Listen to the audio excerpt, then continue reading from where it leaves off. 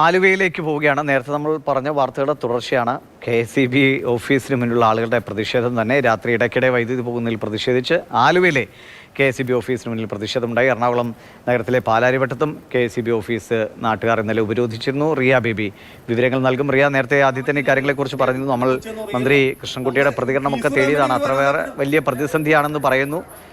പക്ഷേ ജീവനക്കാർ ഫോൺ എടുക്കാത്ത കാര്യത്തെക്കുറിച്ച് ചോദിച്ചപ്പോൾ അതൊക്കെ പരിഹരിക്കാമെന്നാണ് അദ്ദേഹം മറുപടി പറഞ്ഞത്. ഇതിങ്ങനെ തുടരാൻ തുടങ്ങിയിട്ട് എത്ര ദിവസമായി? ഇന്നും ഇതൊക്കെ തന്നെയായിരിക്കുമോ സാഹചര്യം?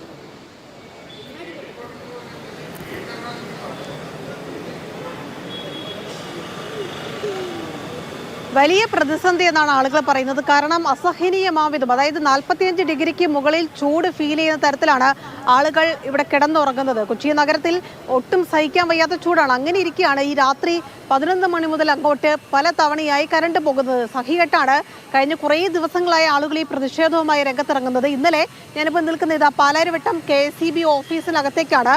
കലൂർ, പോണേക്കര, മൈത്രി ലൈൻ, കറുകപ്പള്ളി അടക്കമുള്ള ഭാഗങ്ങളിൽ നിന്ന് ആളുകൾ പായും തലയിണയും എടുത്ത് പ്രതിഷേധവുമായി ഈ ഓഫീസിലേക്ക് എത്തിയത്. അതായത് വിളിച്ചിട്ട് KSEB ഉദ്യോഗസ്ഥർ ഫോൺ പോലും എടുക്കുന്നില്ല. അതായത് എപ്പോഴാണ് കറണ്ട് വരിക എന്ന് പോലും അറിയാൻ പറ്റുന്നില്ല. വീടിന് പുറത്ത് നിന്ന് ആളുകൾ മടുത്തു. കുഞ്ഞുങ്ങളെയൊക്കെ വീടിന് പുറത്ത് എത്ര നേരം കയ്യിൽ വെച്ച് നിൽക്കുമെന്നാണ് ആളുകൾ ചോദിക്കുന്നത്. അങ്ങനെ സഹികെട്ടാണ് ജനങ്ങൾ ഈ പാലാരിവട്ടത്തെ KSEB ഓഫീസിന് മുന്നിലേക്ക് എത്തിയത്. എന്താണ് കാരണമെന്ന് പോലും അറിയുന്നില്ല എന്ന് ഈ പ്രതിഷേധവുമായി എത്തിയ ആളുകൾ പറയുന്നുണ്ട്. നമുക്ക് ആ ദൃശ്യങ്ങളടക്കം കാണുകയും ചെയ്യാം. KSEB വ്യക്തമാക്കുന്നത് ഇത് മനഃപൂർവ്വം ഇത്തരത്തിലൊരു പ്രതിസന്ധി സൃഷ്ടിക്കുന്നതല്ല.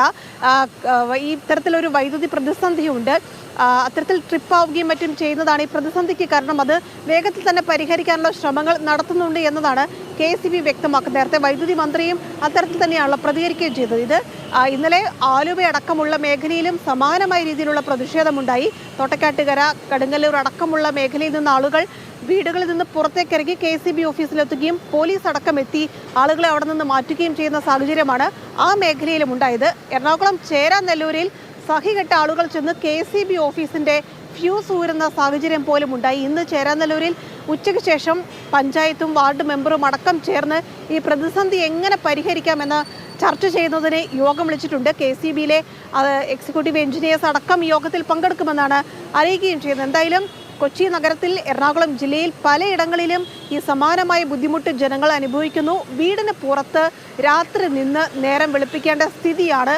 വേർത്തൊലിച്ച് കൈക്കുഞ്ഞുങ്ങളുമായി അതുകൊണ്ടാണ് ആളുകൾ KSEB ഓഫീസിലേക്ക് എത്തുന്നത്. അത്തരത്തിലുള്ളൊരു പ്രതിഷേധമാണ് കഴിഞ്ഞ ദിവസം കണ്ടത്. ഇതിനു മുമ്പ് ഭാര്യയും ഭർത്താവും KSEB ഓഫീസിൽ കിടന്നുറങ്ങിയ ഒരു സാഹചര്യം കൂടി ഉണ്ടായിരുന്നു.